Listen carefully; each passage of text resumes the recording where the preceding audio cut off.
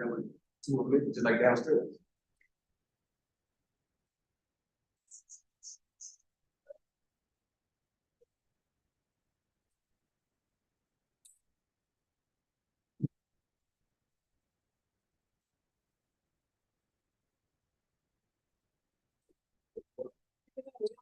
It is consistent. Huh? Yeah, easy. Going viral. We're gonna be sharing the that code. I can't go viral, right? I can't leave viral. That's what I'm saying. Get out of here. Share something. You guys got sent. No. You saw the video, right? Another one? That's not it.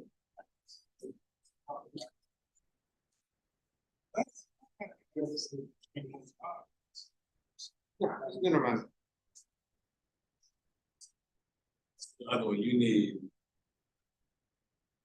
the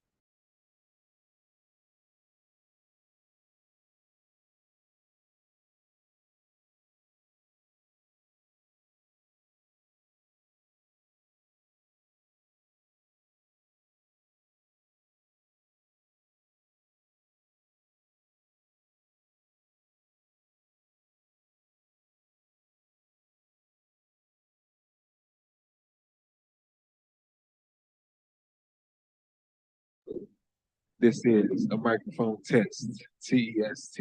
This is a microphone test.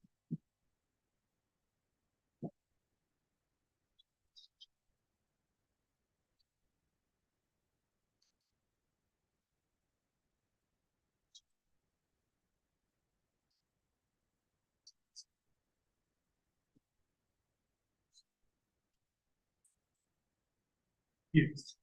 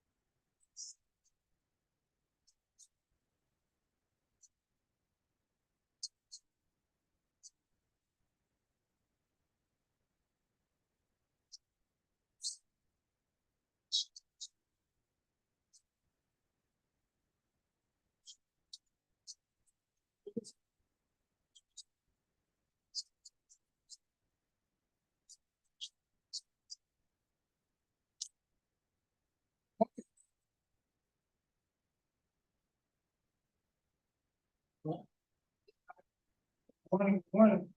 Following the, student study at home, huh?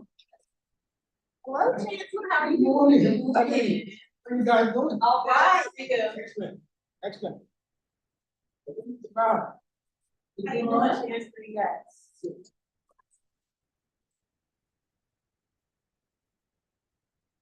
I am.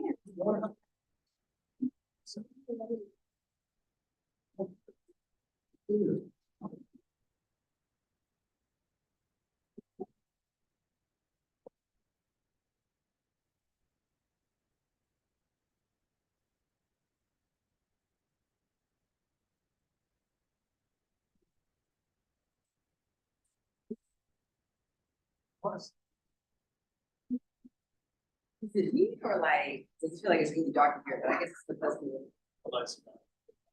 Think it's on the way.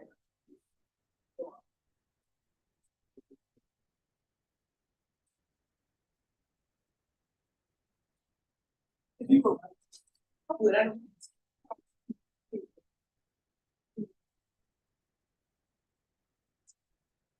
Oh. But the boat up? It's fine, it's fine. If you get it. Right.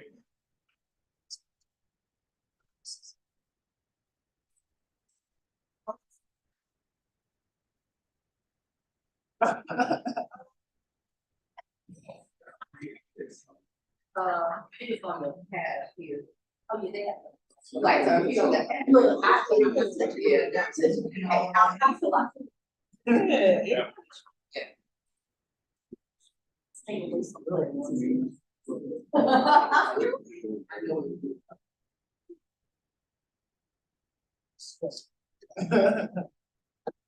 Oh, was there?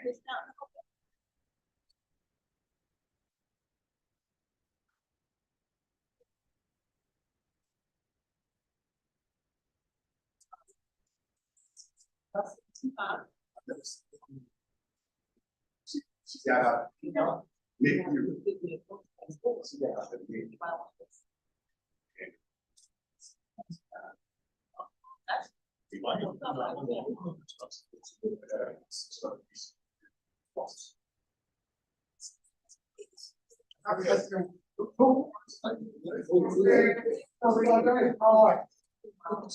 See you.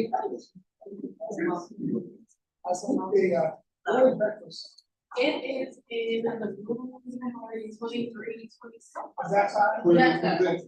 Yes, sir. I'll go, you grab a coffee. Okay. Yeah.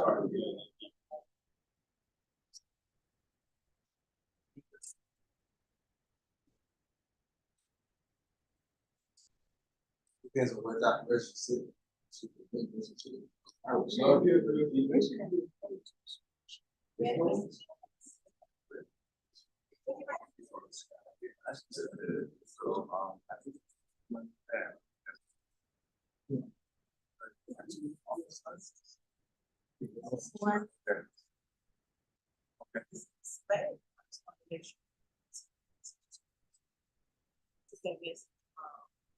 One day engage, one day choose. I focus on my board. One day engage, I want to make sure that wants to, and she spent a pretty penny on that. So just do the $80 actually. They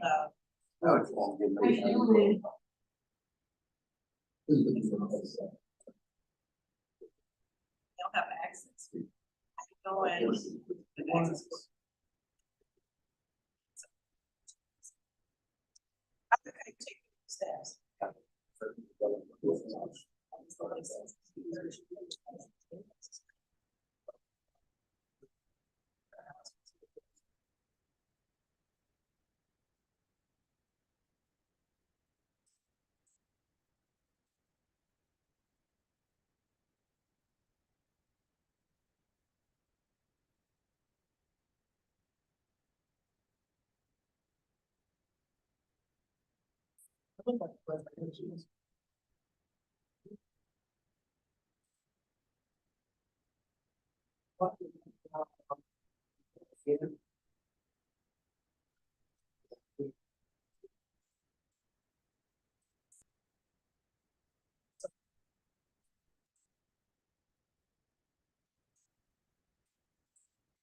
Huh?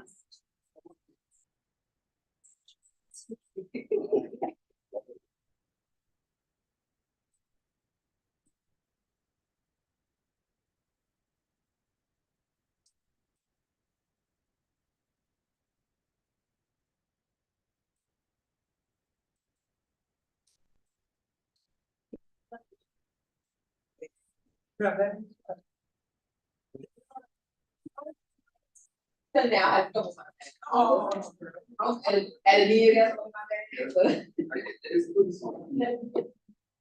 Yes. I was.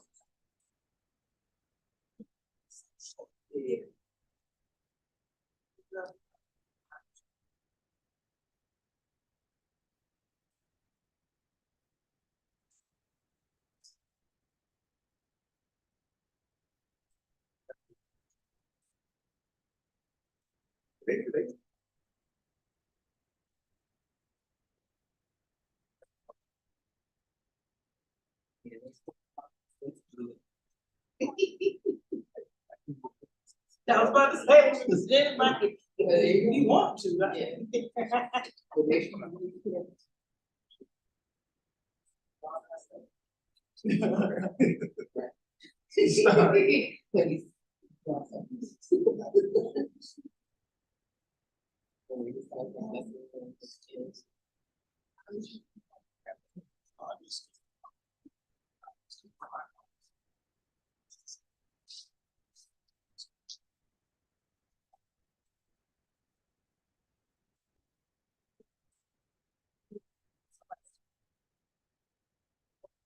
Yeah, I was.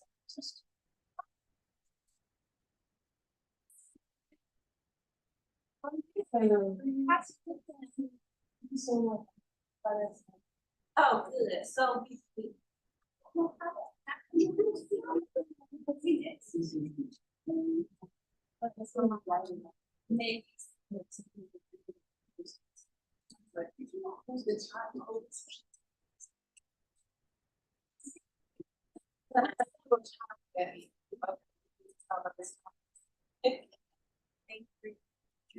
Thank you.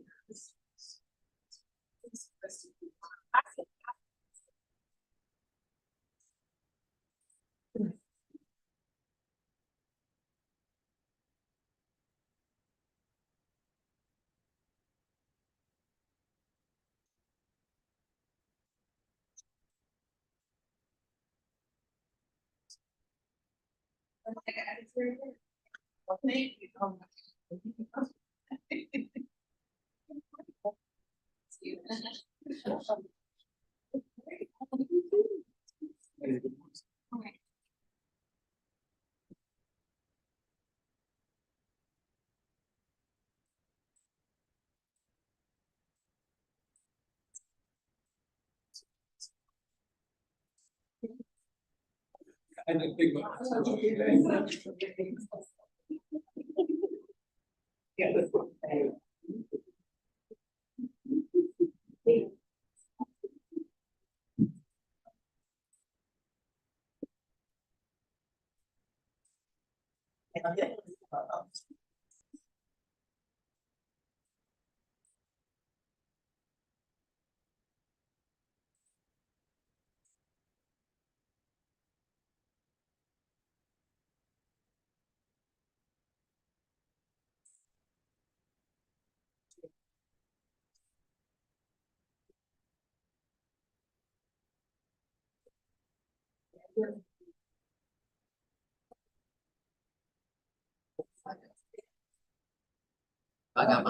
Yeah, P-section, right? Yeah, P-section.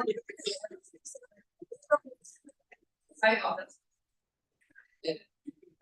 That was the over here. Okay.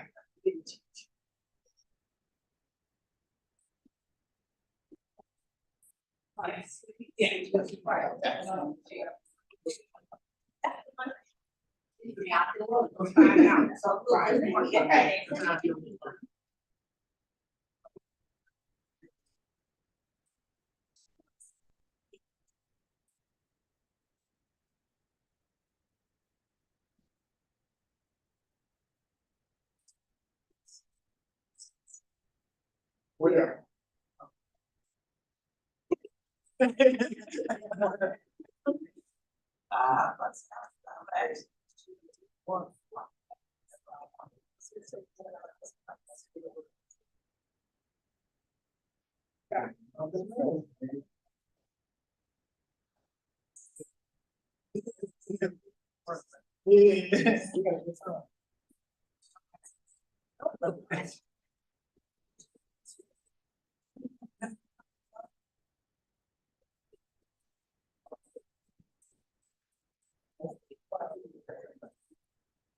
Oh, you know what, we should have said that.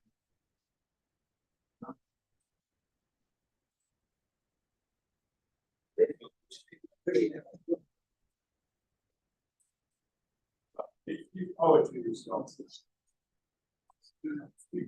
1, 2, test, 1,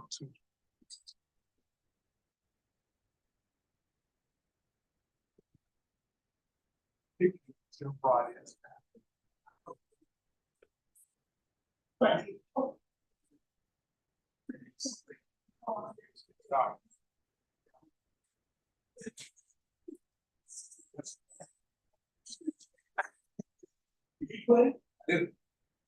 Yeah, I don't know. Matter of fact, it's on. It's on. Yeah, it's always good. Okay, well, if you got my information. How are you? What's up, how are you?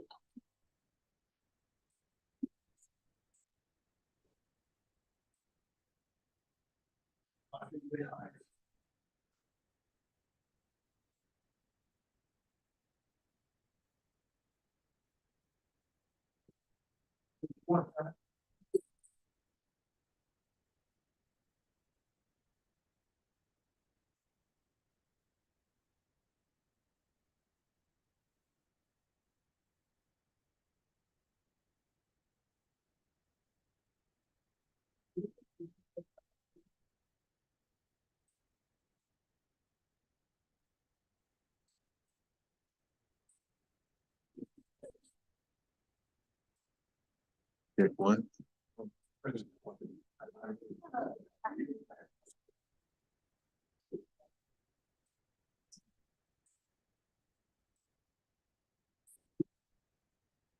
Check 1.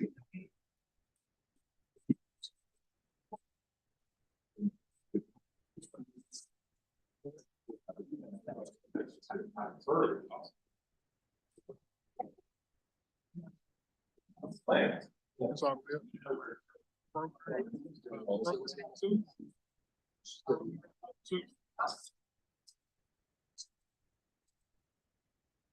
Good. 2, testing, 1, 2.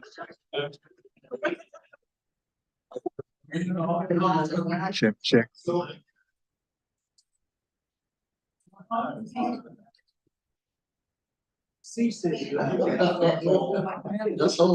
Check, check, check.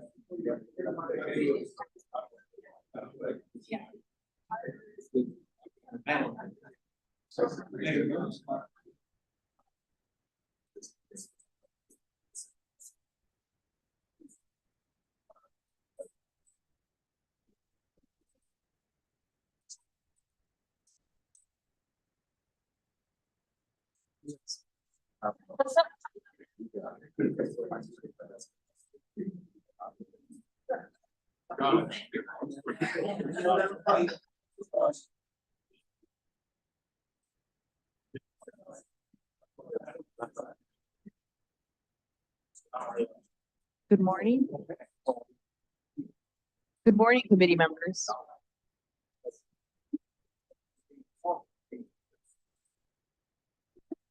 I bring to order the Committee on Academic and Student Affairs. Ms. Vanderburg, will you please take the roll?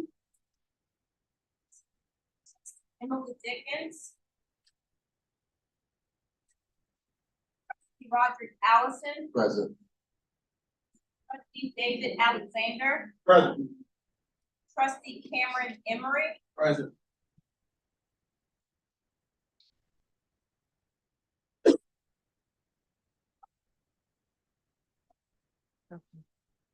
Thank you so much. The Division of Academic Affairs has one action item for closed session on tomorrow's Board of Trustees agenda and two informational items for today's committee meeting. The Division of Student Affairs has two action items for the committee to consider today and four informational items. I will first turn it over to Provost Jackson to share academic affairs informational items on Carnegie classification and the 2023-2024 bar passage strategies. After which Dr. Coleman will follow with student affairs informational items and action items.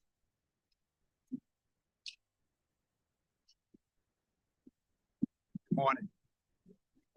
Chancellor, Chair, Board of Trustees, trustee members. I'm here to present some updates on academic affairs. As Trustee Valdar stated, I will share with you some of our efforts around our work to move to an R2 institution. That was part of our university strategic plan, and it's also part of the academic affairs strategic plan as well. And then I will talk about some of the strategies that we have implemented to improve our first time bar passage rates. I've asked the Dean of the School of Law, Dean Timmons Goodson, and a couple of her Associate Deans, Associate Dean Kia Vernon and Associate Dean Malik Edwards to come and share with us if we have questions after that presentation, because they're working more closely with those efforts in the law school.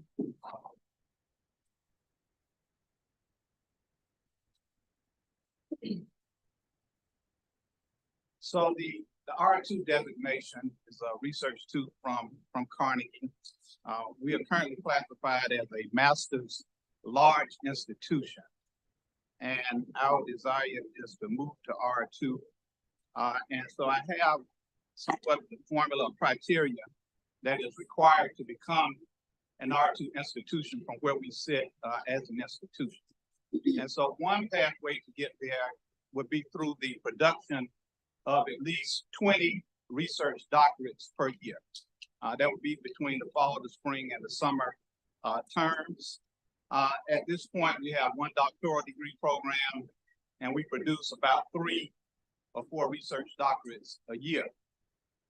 There's another pathway to get there, and that's through the professional research degree production.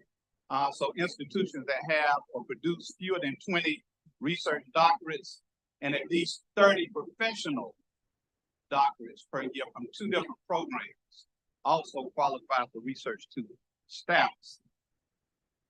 Also, in terms of a research dollar threshold, the institutions have to produce or generate at least $5 million a year in total research expenditures. Our number is around 52 million, so we don't have any issues there, but we do have some challenges around the degree productivity. So we decided to take a two-pronged approach to dealing with this. We recognize that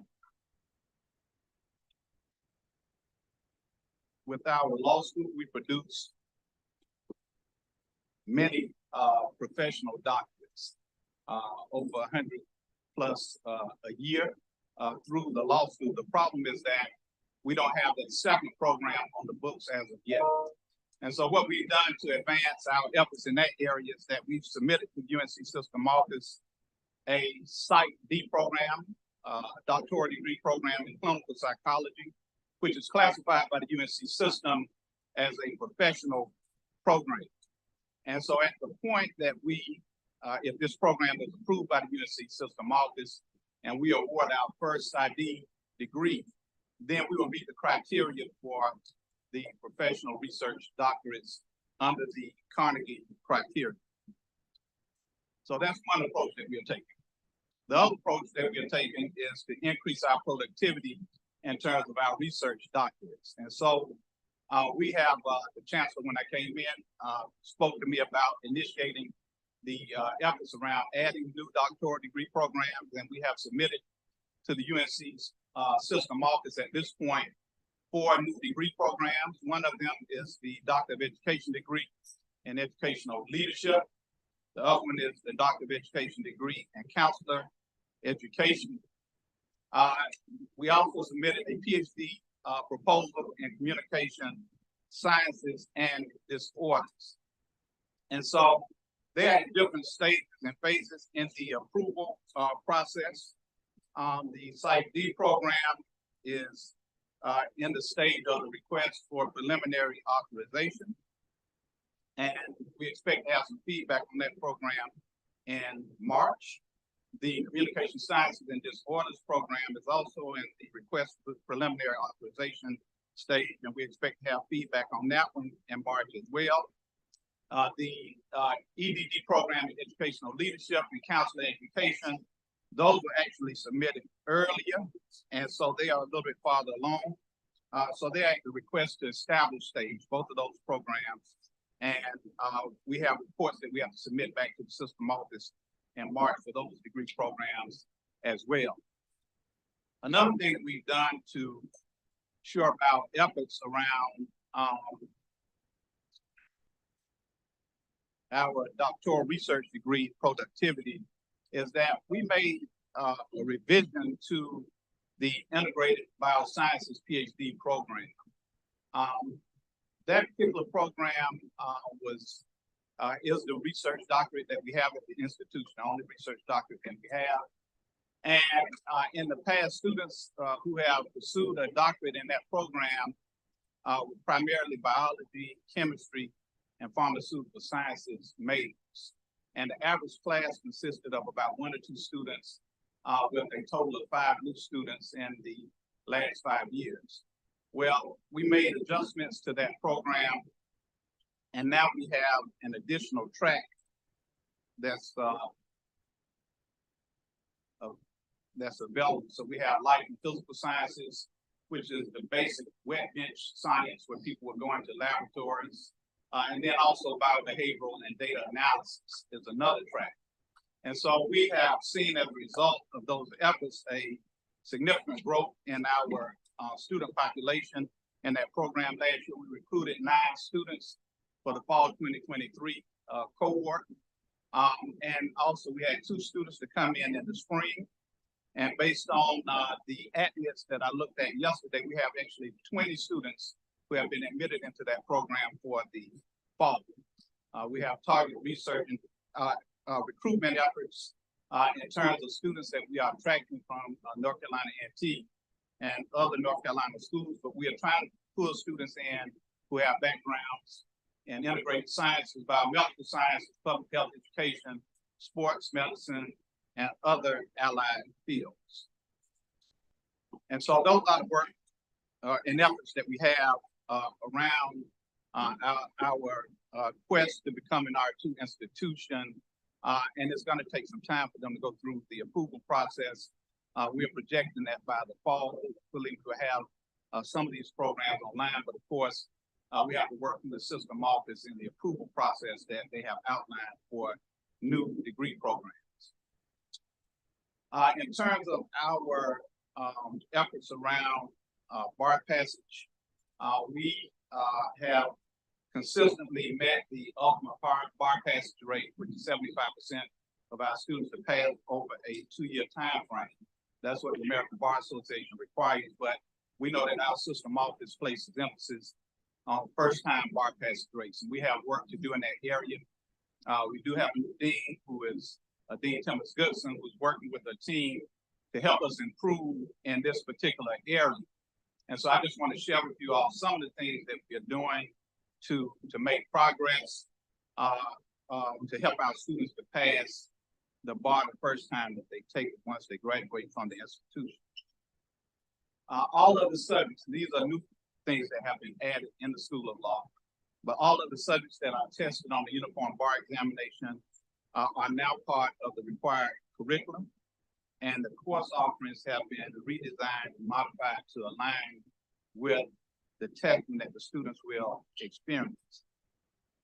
Unlike in the past, all first-year courses now have at least 3 summative assessments with multiple choice and essay questions to mirror 2 of the 3 bar-type questions. And the assessments are designed to monitor mastery of material and foundational courses. The MPT, the multi-state performance test questions are also being included in the civil procedure final exam for second semester first year students, which is also a new initiative. They're also developing a new course to teach skills on the MPT. And then in terms of comprehensive legal analysis courses, these are courses that are required in third year students that focus on essay writing and preparation for the multi-state essay examination. This course had previously been delivered asynchronously in a pass-fail format. And we have now changed that to where it's a graded course and it is delivered in person since it's so critical. And then the essays are also graded by faculty members who teach this particular course, and feedback is provided to give students substantive information on how they can improve their answers, which will be the approach that they would need to take on the bar exam. We also have offered 2 advanced legal analysis courses, which are skills development and pre-bar preparation courses for second and third year students that focus on test-taking strategies and techniques necessary for students to maximize their bar exam preparation. These courses also focus on 4 multi-state bar examination subjects that are taught in the first year, so it provides somewhat of a refresher to students when they are closer to taking the examination. And students are required to take at least one of these courses, and those who are identified as being at risk are required to take both of those advanced legal analysis courses. And so, trustees, that's the conclusion of my report. However, as I stated, if you have any questions, I will take those questions at this time. And then I will also invite, if there are any legal-based questions, the dean and her team to come down and to share with you some responses. Are there any questions for Provost Jackson? Here, Holloway. I don't quite know how to get there on this, but one of the things that the board is your responsibility. And as you explain the opportunities for growth in R2, Yes.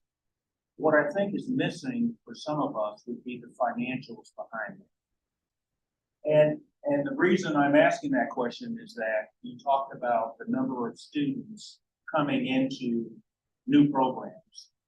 But I also understand from the UNC system, they're pressing hard on us to look at areas where we don't have the number of students represented that we consider, moving out of those programs. So my question is, can you give us some type of financial analysis that goes with, once we move to these areas, what the cost is going to be, and your scale around how you intend to scale up to sustain what you deliver against as far as the programs, because we don't want to move forward and then have to move back. We don't have that market assessment that's real around the number of people who may come into the program. Yes, sir. So that's And the other thing that bothers me is, as we look at not having the capability to increase our population from outside of the state of North Carolina at this point, that we have to find new students inside of the state, for the most part, to fill those programs up. So, because there has to be a cost associated with that, right? So thank you for those questions. Those are great questions, Chair Holloway. First of all, in terms of the enrollment piece for our graduate and professional programs, there's no out-of-state cap. So we can get as many out-of-state students as we can find coming to those programs. I do not have the specifics of the numbers that align with the program proposals, but we have to provide market analysis in those proposals that go to the system office for each program. and also the growth projections and the cost projections associated with each program. And so I have the details of that, I can share those with you later, but I just don't have that information before me today. I think for the benefit of the committee, it's good. Yes, so we can share the proposal, but I don't have the details of that. Hey, Mr. Chairman, if I can add to this question that you just raised on cost analysis. I think you all would remember that just last month, the General Assembly commissioned a study that is called ROI, return on investment. And we have the result of that now. And what the consultants determined is that there are some degree programs where the students after graduation are not making enough money to justify the cost of those programs. They also compare those programs to those others who do not have a degree in that field who are making more money than students in certain discipline.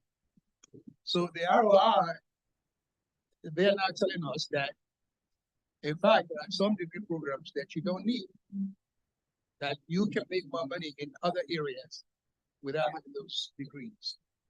And so that ROI study now is being used. As a matter of fact, there is a proposal on the table now to adjust what we refer to as the academic program approval. So when you submit a program for approval to the system now, they have to look at that program and be able to determine that the return on investment, students who graduate from that program, a lifetime earning is going to be worth it. So what we are going now is to determine whether a degree is going to be useful at a long run in terms of the transformative aspect of that, whereby at some point they can say to us, we don't need this degree, because at the end of the day, the students are going to make money. And that is true. Because if you look at our degree program across the board, the student who majored in English or music isn't going to make as much money as a student who majored in the sciences. That's just what the market says. But I think where the system is going now is to begin to ask us to look at those data as we put forth programs for approval, to determine whether or not the cost of this program over the time is justifiable to what the students will make in a lifetime. The second aspect of that is also the return on investment to the university.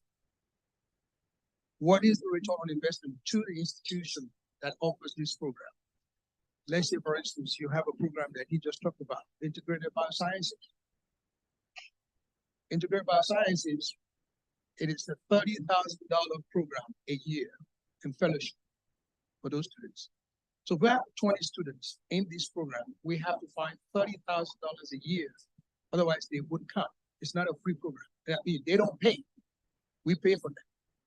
So that's one cost.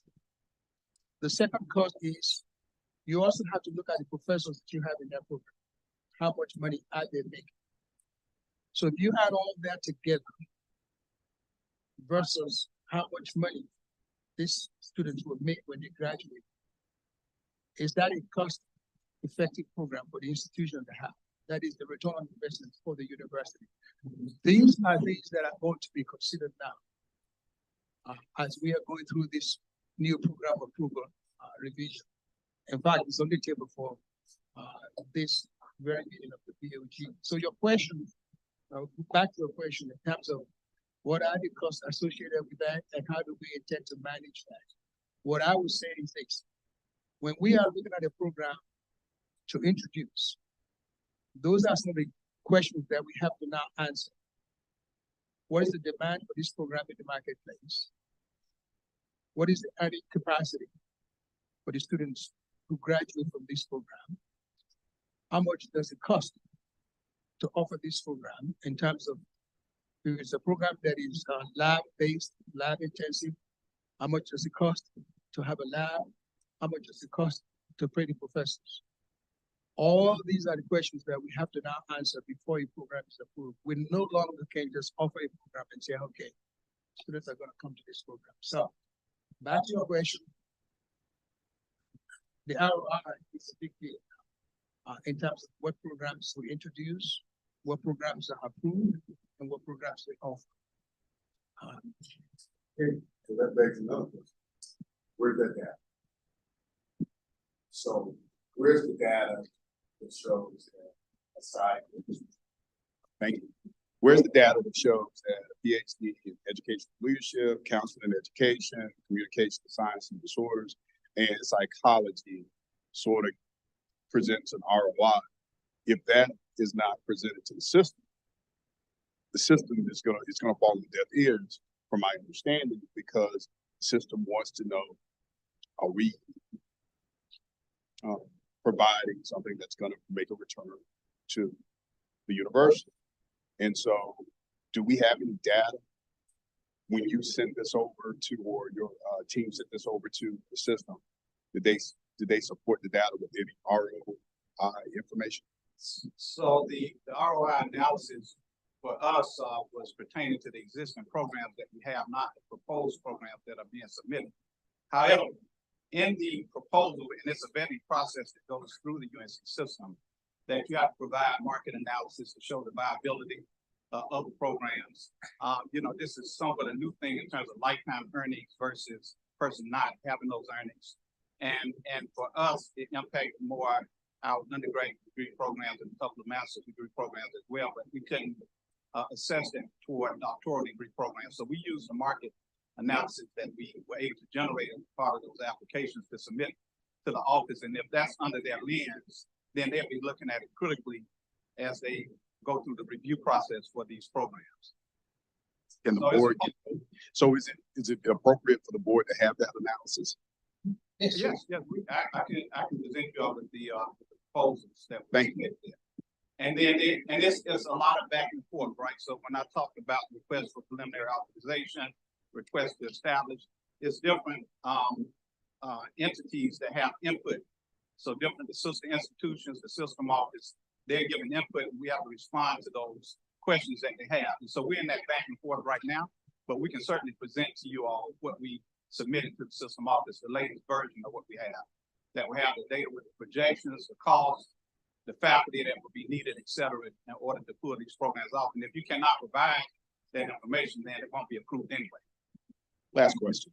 So in considering this, have we considered either merging schools or programs that don't meet very good ROIs, or deleting them altogether so that these have viability? So there's long-term viability in what we're suggesting here. So we have not got to that point yet. We had 5 programs that came up on the ROI list. We had 3 undergraduate programs and 2 graduate programs that are on the list. We are actually formulating the response to provide to the system office. And one of those programs, for example, is our Jazz Studies program, which is a premier program at the institution. One of the flaws of the ROI study was that they're only looking at labor data for people who are in North Carolina. So we know that our people who excel in the jazz profession, for example, those individuals who are working in New York, Los Angeles, Atlanta, and other places, they're not even counted in their calculation. And so we have to provide for the system office a justification to kind of explain the value of those programs. And as quite frankly, some of the numbers to us don't make sense to you, that we are asking questions about those numbers. We received 3 iterations of the report from the system office because there were some errors with the calculations. And so, you know, we're going to provide them with what they are asking for, but we haven't got to the point where we're looking at collapsing programs together or deciding what we're going to need to do in every step. Your question, let me add a little more to your question for clarification, Trustee Alexander. The program review in the system is not new. We are all required to do program review every 3 years, and we've been doing it. Under the current program review, there are certain standards that we have to adhere to. Those standards will change now with the revisions that is coming up, and these revisions are going to come up very fast. They're going to be approved in April because they've been presented in March. And we were told that it would be approved later. Under the current program review model, there are certain requirements that you must have to deem a program viable. One, how many students do you graduate over a 5-year period? In other words, if the program has been in existence for 5 years, how many students do you graduate in that program? If it doesn't meet certain threshold, that's number one. Number two, how many students are enrolled in the program over a 5-year period? They also look at that. And they've eliminated programs. We've been asked to eliminate programs, combine programs. Like Dr. Jackson says, every time we've done this review, we've had some programs here on our campus that do not meet that threshold. In arts and humanities, mainly English, languages, theater. Those programs, we've been trying to justify them for years. In other words, every time we submit the program review, they fail to meet the threshold. And then what we would do is justify them to say, under the new policy, those justifications aren't going to be accepted anymore.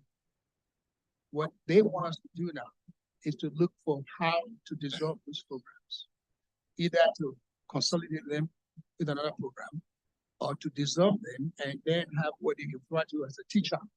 The teach-out means that the students who are currently enrolled in the program, you will offer the program for them until they graduate, but you won't admit new students into that. And that program goes away. That has been in place. We have not enforced it. They have not enforced it over the years. But with this new ROI now, everything is going to be enforced. So the point that you make about consolidation, in fact, they are going to now give the chancellor the authority to consolidate programs that fail to meet this threshold without even having to come to the system for approval. One of the challenges that we're going to face moving forward is this. When we deem a program not viable because they fail to meet the standards, and we dissolve the program or we consolidate the program, the question that we face as an institution is, what do we do with the faculty in this program? Many of whom are tenured and have been here for some time. So if you dissolve a program, say for instance, you dissolve masters in English, and I use that as an example because it's one of the programs that doesn't meet the criteria of jazz studies. If we eliminate those programs, what do we do with the tenured professors who are in this program? Do we get rid of them? What do we do? We have not yet figured out the answer to those questions, but it is going to come as we begin to look at these issues much closer.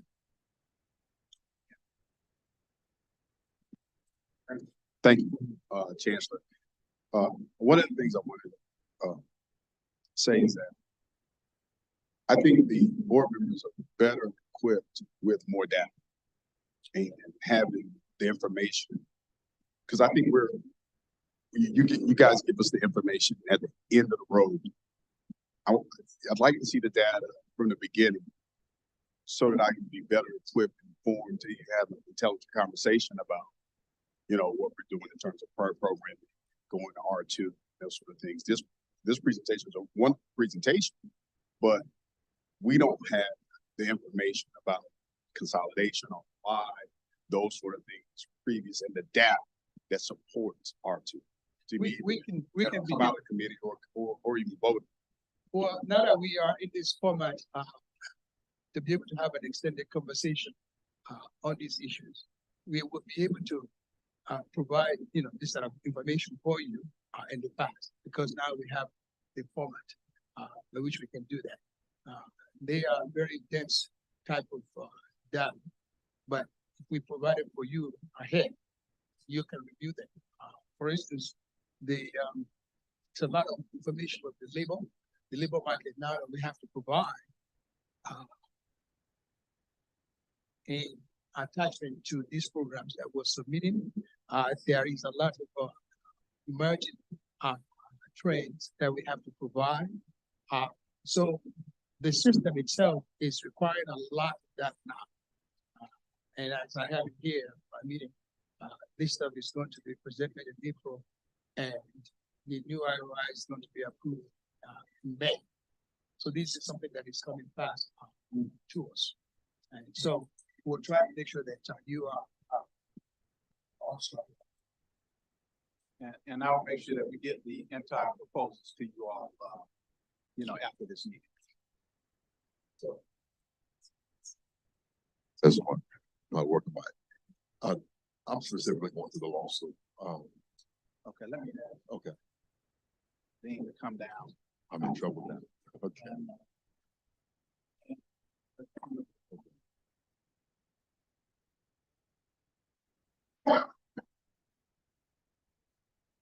When I looked over the material, back to my law school days, Yes. I'm thinking when I was looking at the law school. My question is, how are we presenting this outside of the university? So that a possible law school prospect that's looking at us compared to Campbell or Wake Forest or those schools is concerned that we are, I don't want to say overstressing bar passage as opposed to the other great things that the law school offers. In other words, I know we have to deal with making sure they understand that we are addressing the bar passage rate, but just trying to see what the balance is compared to, as far as marketing the changes, because I think it's important. How do we market it without over marketing and then under marketing the other assets that the law school provides? Thank you very much, Trustee Allison. That's a great question. The American Bar Association requires that certain, what they consider consumer information, be published on our website and all published materials. And so our bar passage, both the first-time bar passage and the ultimate bar passage rate, all of that is out there. The way that we can best, and the way that we are marketing and communicating what the law school is doing is, as many institutions are doing, through our website and our online presence. And of course, we count on our alumni and the great work that they're doing to get the word out about the good things that are going on at the law school. The proof of our products and what the law school can and does do is in the form of our alumni. Did that answer your question, sir? It did. I guess I was, and I appreciate that. I was just making sure, because I think these are great points to address the concerns of folks who might come saying, well, I'm gonna invest the money. That's the worst ROI. If I have to invest money and I never passed that bar, what a loss. And I guess my question is, even in presenting this, I think this was very strategic. I think it's very laid out for parents of future law students who are looking to cut those checks to know, okay, I know what I saw in the news, but it looks like they've got it addressed. Understanding the technology part of the law school, how just second to none in all the other areas, wanting them to make sure they still can see that clearly and not be worried about this. Absolutely. So that our admitted student meetings and gatherings, this information is included as I speak with the students. As I go out among our alumni, they're concerned as you are, and they ask questions of our passage. And so I'm able to share this information as well. I have a question. Provost, thank you for the presentation. I'm actually really excited for the educational leadership doctoral program. But my question is, we have a lot of preparation courses for the law school. What is the evaluation to examine the departments of undergraduate departments of their preparation courses to make sure students are succeeding the department?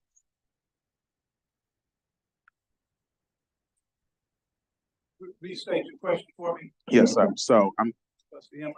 I'm really asking how we evaluating departments' preparation courses, their prerequisite courses of how students will succeed, making sure that they are preparing students to then take the advanced courses in the departments. In terms of the prerequisite courses? You mean? Yes, sir. Like, well, I mean, you know, the courses, the way the syllabi are outlined, the courses have student learning outcomes. And in each course, you have assessments that are taking place, right? And we use the grades that are delivered by the professors at the end of these semesters to determine whether or not the student has mastered the concepts in those particular classes. And that's used as the basis for determining whether or not a student will advance to the next round of courses that are available to them, if I understand your question correctly. A little bit. So what if we, find that departments are having low grades of students in these advanced courses? Okay. Do we then go back and evaluate the prerequisites? All right, so I think you're talking now about like what we call DFW rates in courses. And that's where we identify barrier courses that we have where students are not performing as well in those courses. And so within the Division of Academic Affairs, we have identified 6 strategic priorities. One of them is ensuring student success.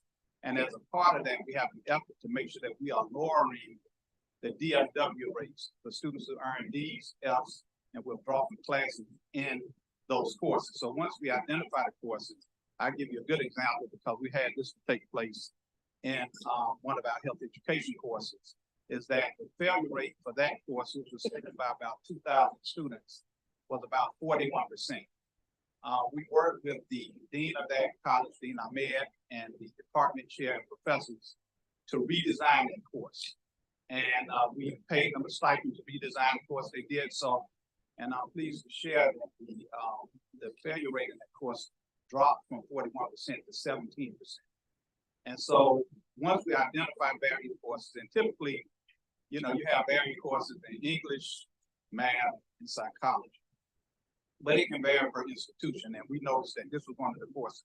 I'm also evaluating all of the deans at the end of the year on their progress on lowering the DFW rates in their colleges and schools.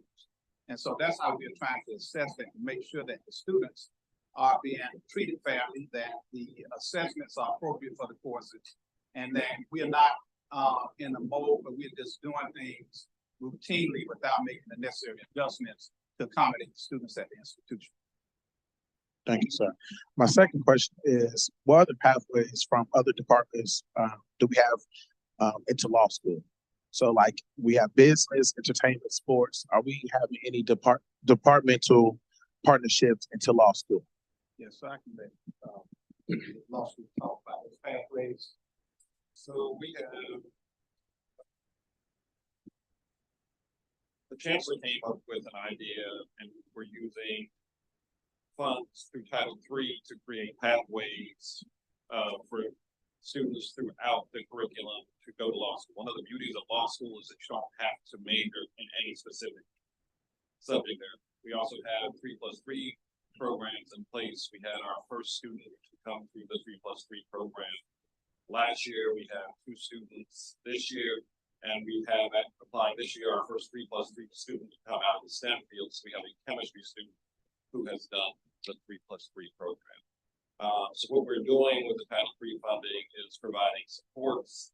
We're working with the new advising that we're having across the undergrad curriculum to allow students to understand what they can do and how it ties into applications to law school. And it really is building relationships. I worked with Caesar Jackson, teaches in physics, but we've got an NCCU up grant to look at pathways for students who start out pre-med, realize at some point they're not. We were able to go into first year biology course and talk to them about careers and IP, what it looks like, how you can become a patent attorney, both going to law school, but that you can sit for the patent bar without even going to law school. So they have a specific skill set that can be put in different ways. And so it has been working with the deans across the board. And then we also have our joint degree programs, which you can do with any of the master's programs. We also have the MBA, the MVP. And so we're looking to create pathways for students from across the undergraduate curriculum to enter law school and talk about how they can go out and continue the service, which is essential to what Central does. I got one question for the law school. Sorry, take it all the time. But for the law school, we're having these, I see the implementation of the strategies. Can you talk more about what led to these strategies, these particular strategies?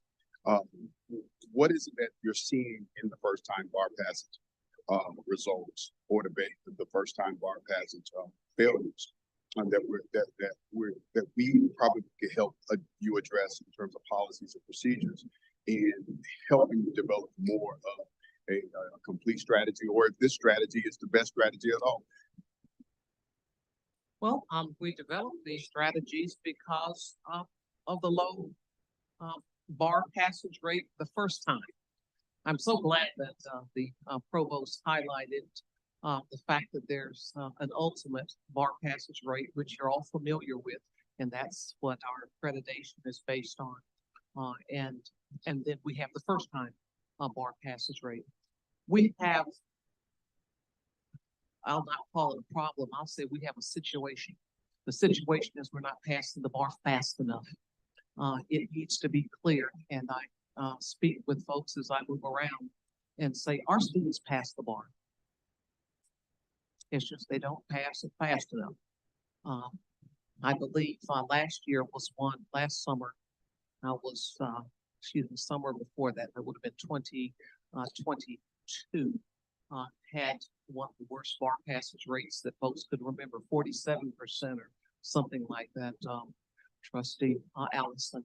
Well, do you know, in less than a year, the bar passage rate in North Carolina for that class is 73 or 74%.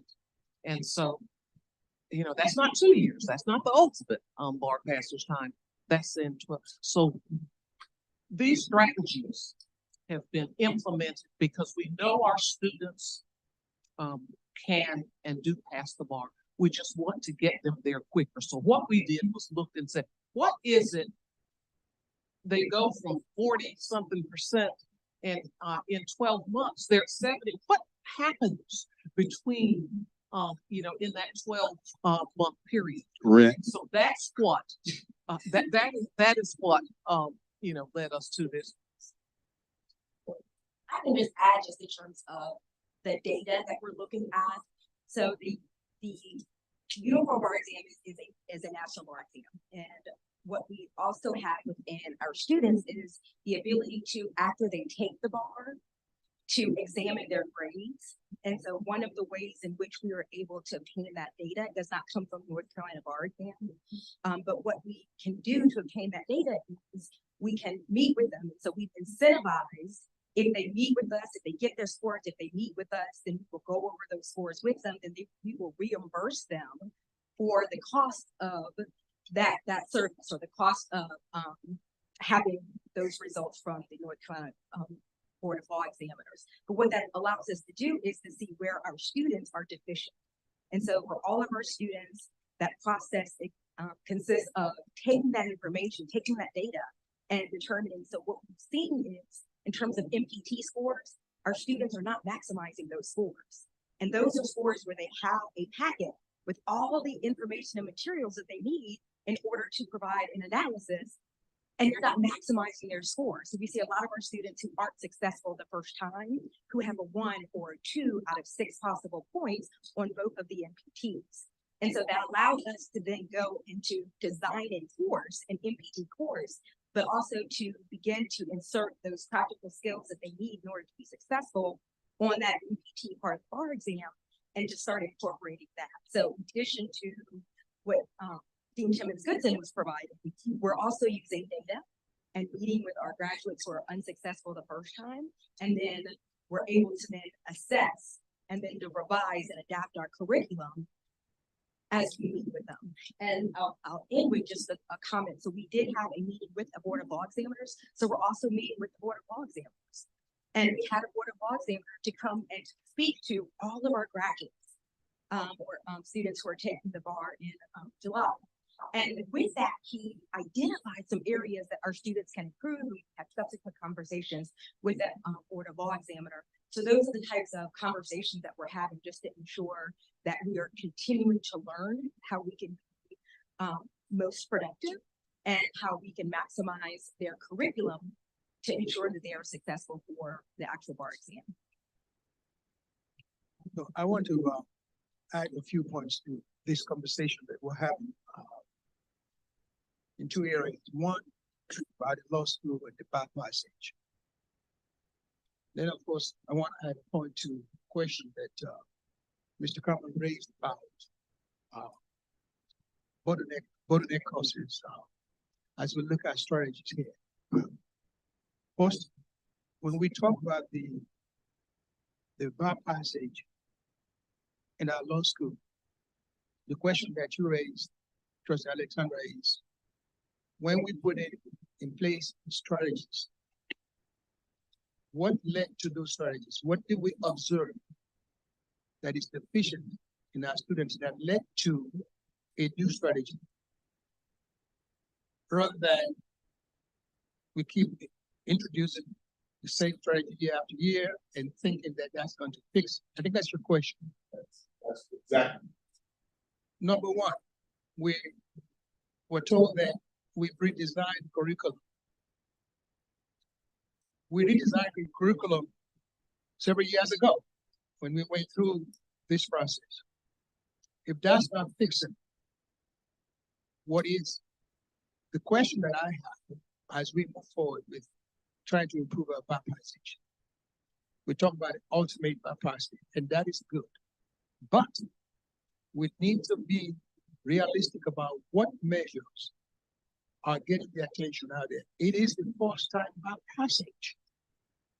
A student who leaves us and pass the second year doesn't get as much attention as students who come out first year.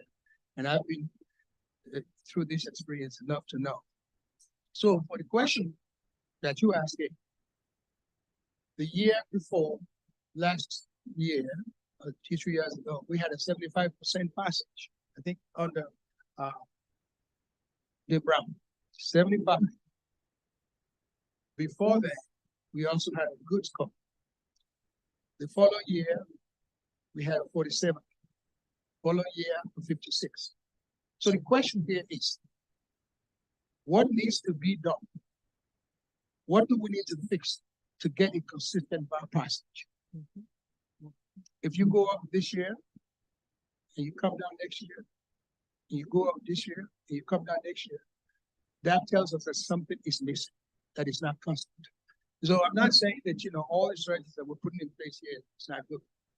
But what I'm suggesting to us is that we've got to really get down to figure out what it is that is missing, where a group of a class of students can pass. The next year, the score is not good. So what is missing? Now, I want to say this because this is a very interesting conversation that we're having here. We've looked at everything that you've heard. We've reviewed the LSAT score in terms of predictive analysis of students who maintain this particular score. This is the predictive index. How did we do? We correlate that with the GPA. We've done that. We've done the preparedness, the other non-cognitive factors that students bring with them to law school. And I have to say this, what we have not looked at is our faculty preparedness, okay? We've looked at every aspect, but we have not looked at whether or not our faculty members in the classroom pedagogically are teaching the right courses, not the right courses, they're using the right methodology. In any field that you may be in, whether it's in legal education or in humanities or in arts, if you are a medical doctor, you have to go for a CEU practice every year. If you're a nurse, you have to do that. And as faculty members, you also have to go to sessions, seminars on new methodology, new case laws. This is not an indictment of our faculty. Please don't get me wrong. What I'm simply saying here is that when we've reviewed every aspect of what is contributing to the performance of our students, but yet we have not seriously looked at the preparedness of our faculty in the classroom. And I know this is hard for faculty to look at themselves. But as someone who is the provost, you have to do that. If you are teaching with the notes that you had in 1950 today, it's not practical. If you have not been to any legal seminar in the last 20 years, it's not practical. I'm not saying this is not happening. But what I'm saying here is that if we're going to be serious about looking at these issues, we have to look at all of the issues: faculty preparedness, faculty evaluation, student reading of instructions. If students are reading instructors badly every year, and we tend to think that it's the students' fault, we're wrong. This is not just in legal education, because you talk about courses where students are doing well. We look at bottleneck courses in mathematics. And when a professor is having 70% failure in their class, year after year after year after year, for us to suggest that we just have bad students in that class, that is not practical. We need to then look at the training of the faculty. There are people who teach people how to teach. We have a faculty development office here where you bring faculty in. So if we're going to be serious about this conversation, we need to look at all of the aspects. And I challenge Dean Timothy Goodson and the associate deans and the law school that we're going to be serious about this. Let's look at all of the aspects of the training that we're providing, including ourselves. That is our faculty. Let's look at how we can bring in people who can give faculty development in legal education. They are out there. What is the right method? The students that we're teaching today have a different learning style. From Trustee Alexandra, Trustee Allison, when you went to school, the students that we're teaching today are more digitally oriented, they're more visually oriented. And if we're teaching them using the wrong style, we may never solve the problem. So I challenge you to look at everything, not just curriculum revision, faculty preparedness, faculty readiness, scholarship, and seminars that we attend to bring ourselves up to speed, so that we're simply not just saying that, it is the students' fault and so on. So that's what I want to add. And it's not just in legal education. Even in undergraduate courses, we have bottleneck courses. We've talked about that in University College. How many times have we challenged faculty members whose students are failing every time to say, well, you need to come in here. Something as simple as language can create an impediment in the classroom. If a professor cannot articulate very well, or they have an accent, I have an accent, where students aren't quite, we put the faculty through some training.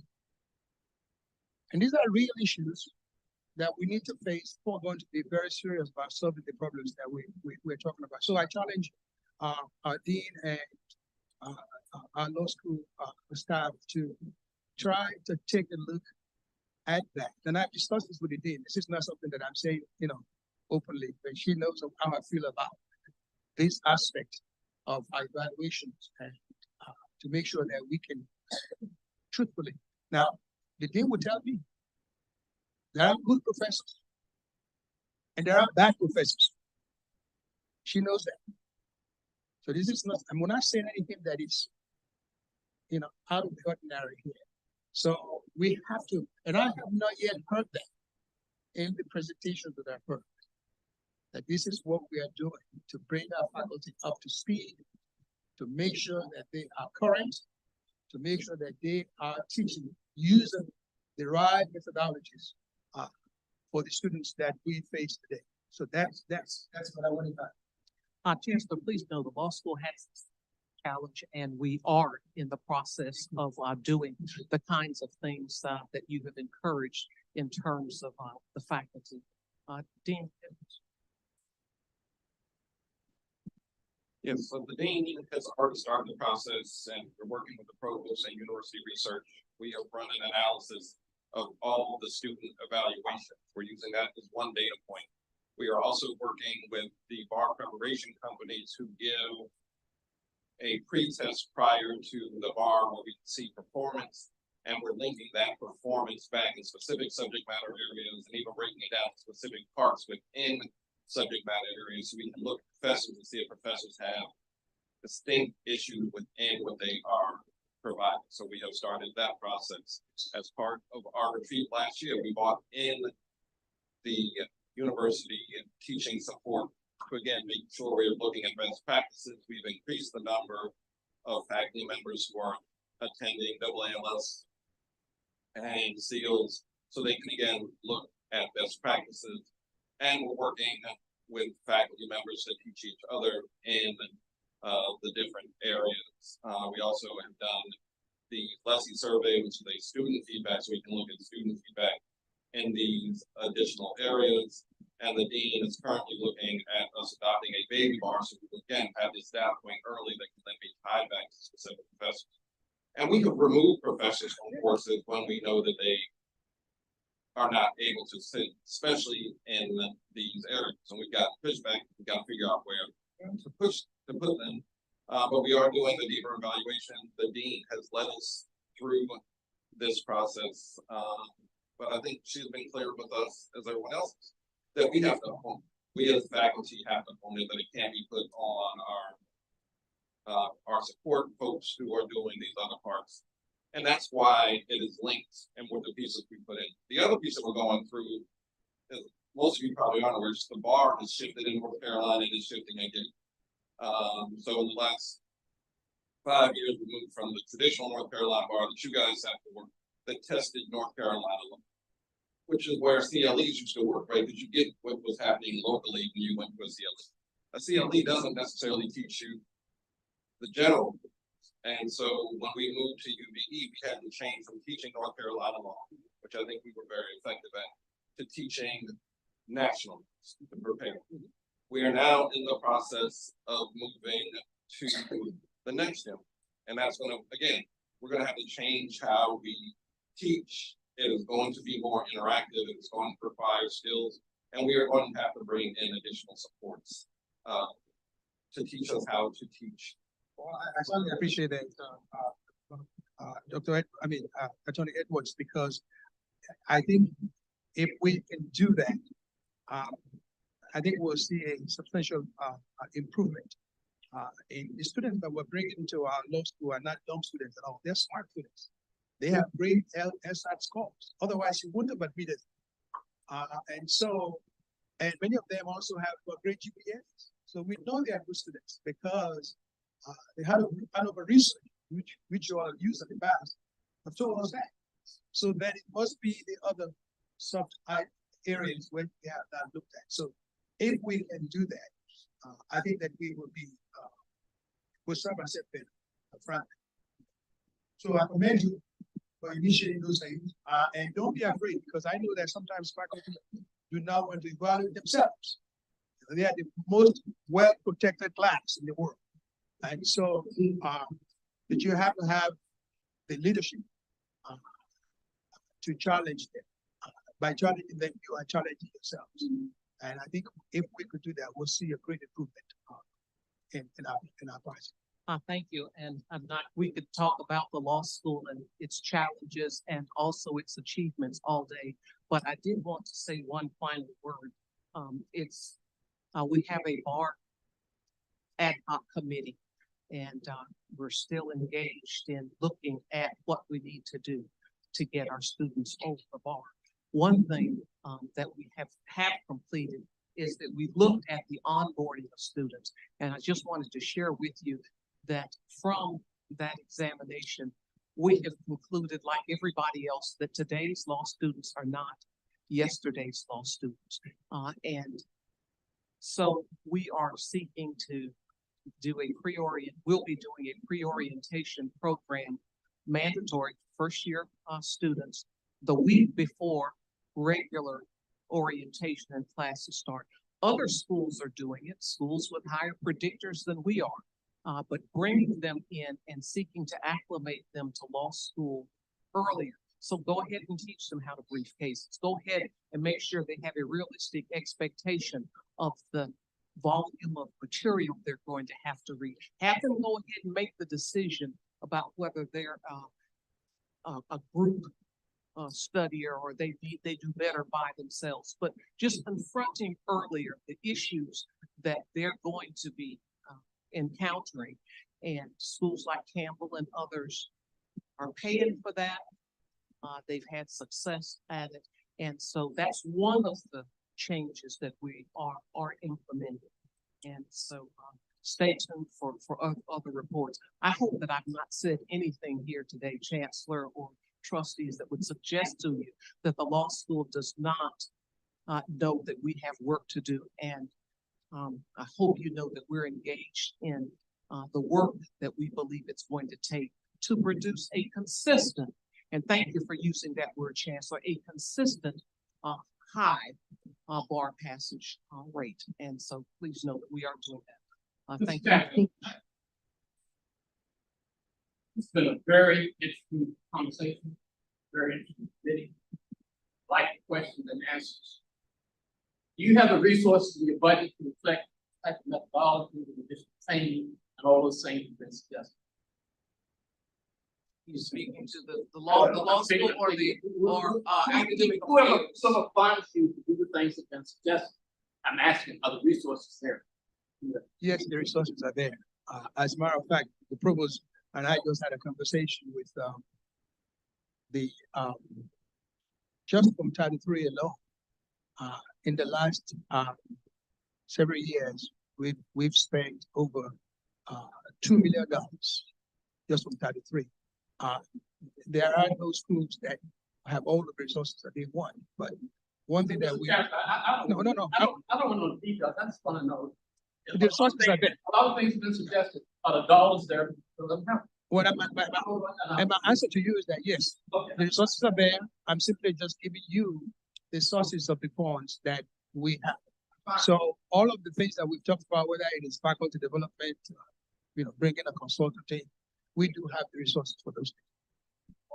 Thank you. Thank you so much. We are going to turn it over to Dr. Coleman for our next presentation. She's going to share student affairs informational items. Once informational items are shared, the committee will consider 2 action items. And so we want to give due time to Dr. Coleman to bring the Division of Student Affairs presentation. Thank you. Good morning, Chairman Holloway, members of the Board of Trustees, Chancellor Akinleye, colleagues.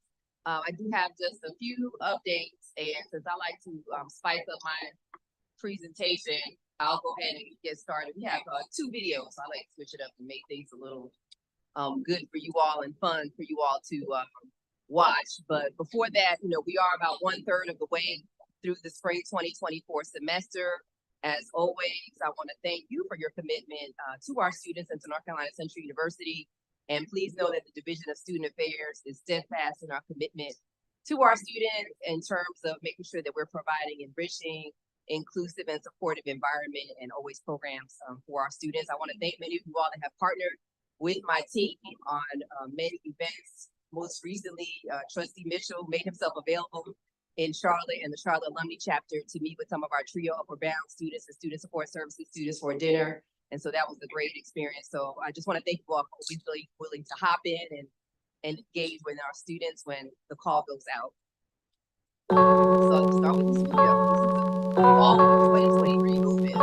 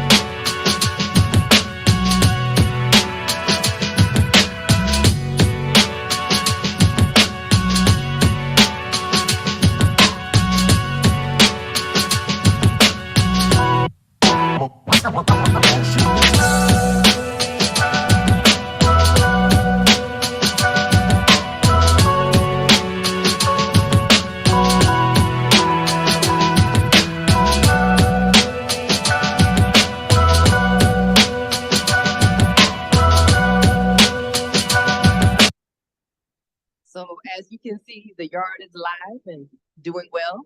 We had our largest incoming class this fall of almost 1,500 students, many who were present at our new student pinning and induction ceremony. And so now I want to go on to a video about the ultimate homecoming experience.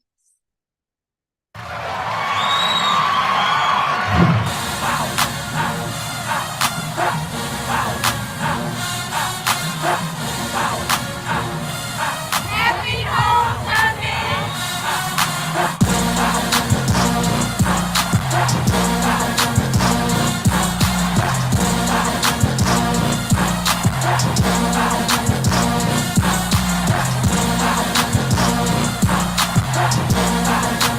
Your boy James Fortune, and I'm so blessed and honored to be here at the ultimate homecoming experience for North Carolina Central University.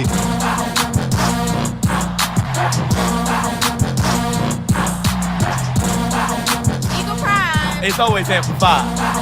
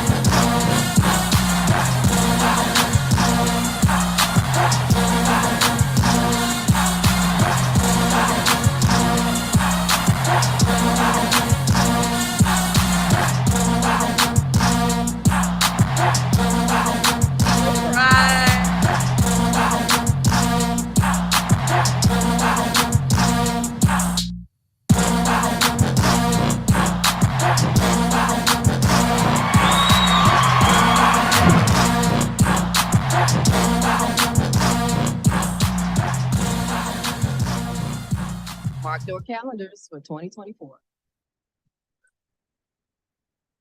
righty. Okay. So I wanted to take an opportunity today to introduce our Director for Career and Professional Development Center here at North Carolina Central, Mr. Charles Jennings. And I think he is the most appropriate person to speak about some of our initiatives in the Career Center. As you know, having our students be market ready is a critical component in our strategic plan. So I wanted to make sure you had an opportunity to hear about what we are doing here at North Carolina Central in our Career Services Center, and of course, to answer any questions that you may have. So Mr. Jennings. Good morning, everyone. Good morning to the Chancellor, Board of Trustees. Thank you all so very much for this opportunity to speak to you this morning. As you can see here, I started my role in April of 2022, came in especially with the Eagle Promise, trying to keep that amplified and keeping that towards reality. We decided as a Career and Professional Development Center team to tackle 3 themed initiatives. With those initiatives, one was to elevate, that is to elevate our services to the student population. 2, to expand our outreach to the campus community as well as to the employment community. And 3, to expose our students to amazing opportunities with the employer partners that we work with. So first, just want to highlight some of the career services tools that we have, the career services technology that we have in the center. One, we introduced a new career services technology. That is, what can I do with this major? In this platform, there's over 100 majors ranging from accounting to women's study, where students can get information on different career paths, as well as the employers that hire within those industries, as well as strategies to maximize the opportunities. As you can see in the first year that we've implemented from 2022 to 2023, 300 students visited the site in the initial launch, and there's 500 today that have really maximized the opportunity to invest into the platform. Second platform that you see up here is Handshake. This is where students go in to search for internships and full-time job opportunities. You'll see the total active users, that's the alumni, grad, and undergraduate students combined.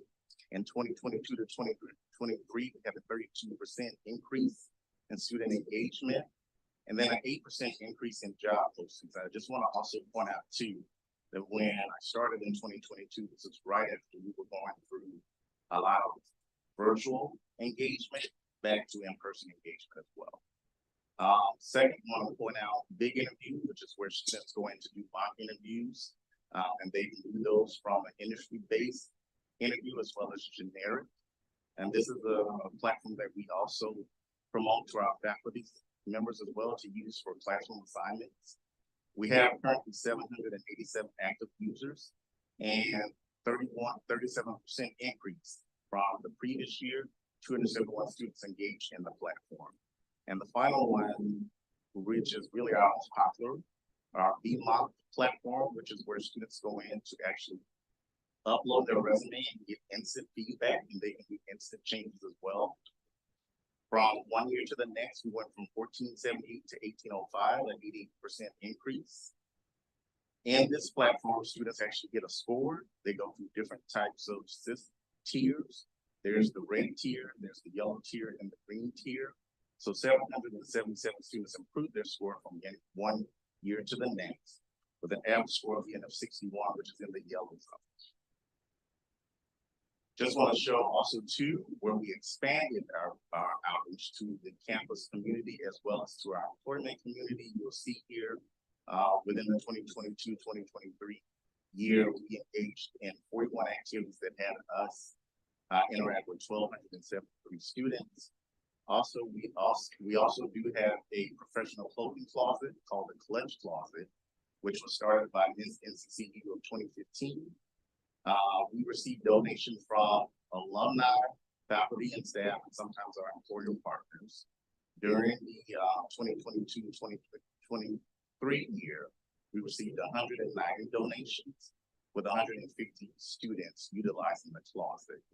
And just want to point out too, in December of 2022, at that time, 106 students had only used the closet, whereas in December of 2023, we saw a 95% increase in utilizing that resource with 207 students utilizing the closet. Again, just trying to keep them career ready. Exposing them to great opportunities. Just want to show you all how things have increased with our career fair engagement. So if you see in fall of 21, that's when the career fair was still a virtual career fair. So that's why the numbers are that low. But in fall of 2022 is where we had our first in-person career fair after 3 years. You see where numbers increased when it came to employers that participate, as well as students participating as well.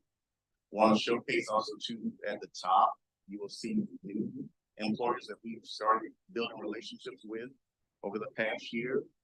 Want to highlight really quickly MasterCard. This past summer, they had 6 HBCU students as interns, and 2 of those students were NCCU students. And then finally, at the bottom, you will see where we have enhanced relationships with employer partners that already have a good relationship here at North Carolina Central. And they've also provided additional resources to the Career Center as well.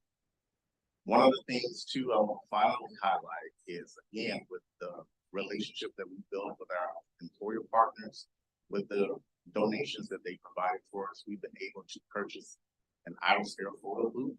This photo booth will allow our students an opportunity to get professional headshots to put towards their LinkedIn profile, as well as other avenues for them to get connected with employers. It will launch this year. We will be the first HBCU in North Carolina to have this photo booth, as well as the second university in the state to have it, and the third HBCU in the nation as well.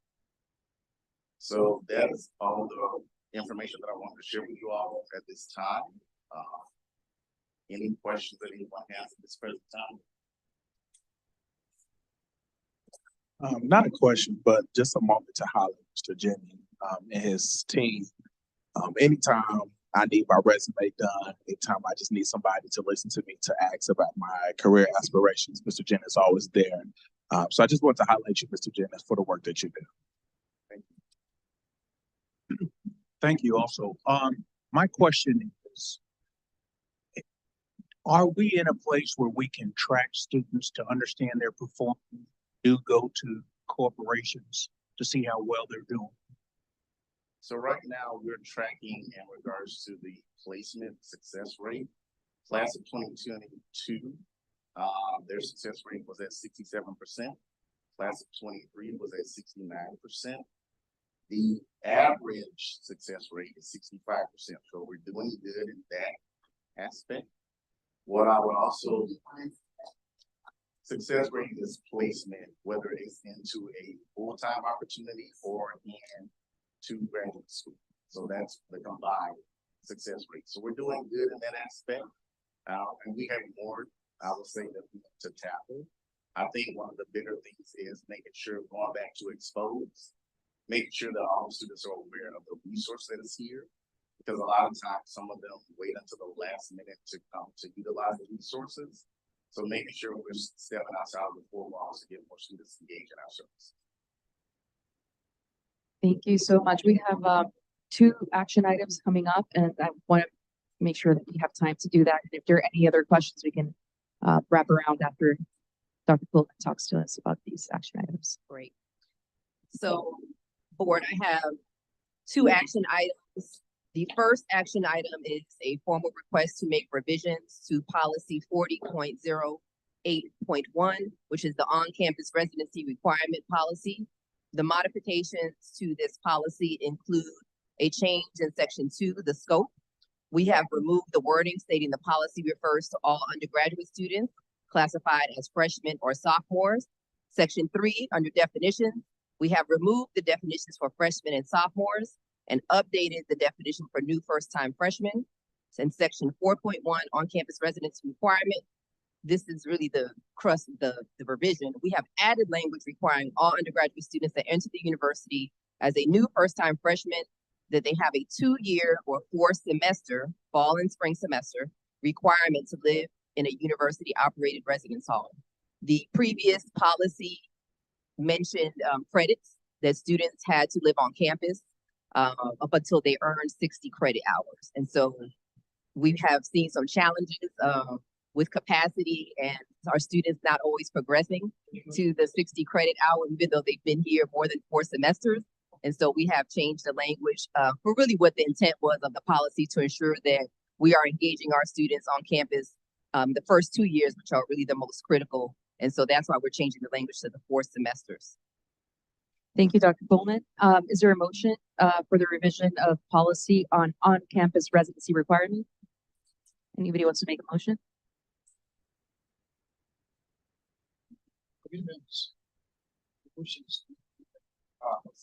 Okay, we have a motion. Any second? It's been properly motioned and seconded.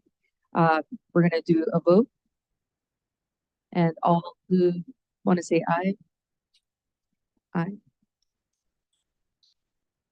Yes. It passes unanimously. I just want to make sure. Any opposed? No opposed. Okay. Passes unanimously. And since it's passed, this item will be on the consent agenda for our day 2 meeting tomorrow. Okay, great. I'll pass it back to you, Dr. Coleman, for the second action item, policy on alcoholic beverages. So we are requesting revisions to the policy on alcoholic beverages. Again, minor modifications to this current policy. We have modified in section 6.1.4 the number of days from 7 days to 21 days. As the vice chancellor, I am the first level of approval. And so there are other approvals that have to be obtained through our food services, our campus police department, and the venue that hosts the events. And so this is to provide enough time to obtain those other signatures for those hosting the event. And we have added language requiring the vice chancellor for student affairs or my designee to ensure that a copy of the alcohol beverage permit and statement of responsibility is shared with the university police department so that they are in the loop with these activities. Section 6.1.8, we have added language requiring the sponsor and or advisor of the organization to put safeguards in place for compliance with federal, state, and city ordinances and laws and all university policies during an event at which alcohol is served. We have added section 6.14 and section 6.15, which reminds sponsors of events they must purchase alcohol through our university vendor, which is currently Aramark. And another section in 6.15 states that the use of student fee money is not allowable when purchasing alcohol. And then finally, we have modified the initial paragraph for section 11.1, just some minor wording there related to a report. We changed the word from should to may. Thank you, Dr. Coleman. So we have an action item, and I'll entertain a motion if we're ready for motion or discussion. May I have a point of discussion? Do we have this? Do we have these policies in front of us that are being changed? Did you get Yes, us? I've submitted the red line documents, as well as the memo that I'm reading from. Did you, where, with them. was it sent by email? We submit all our documents to. It wasn't a part of this, the uploaded to the student affairs report or anything that we were given. I'd like to just ask, I know you probably did it. Whoever is providing this information for me, I like to vote on things that I actually read, looked at, and you know, the video's great, but when we're talking about business, the fiduciary duty of a trustee is to have read these things before we actually vote. Yeah, I was looking at the side because this material is supposed to be uploaded for you all. So Chancellor, I'm so sorry. I'm looking over there because we had a whole folder and a link. Yes, it was uploaded and sent, advance, and it's online as well. It's online.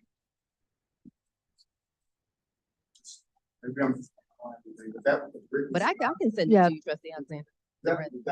Brittany Scott folder. It was a full folder with all the folder for all the presentations.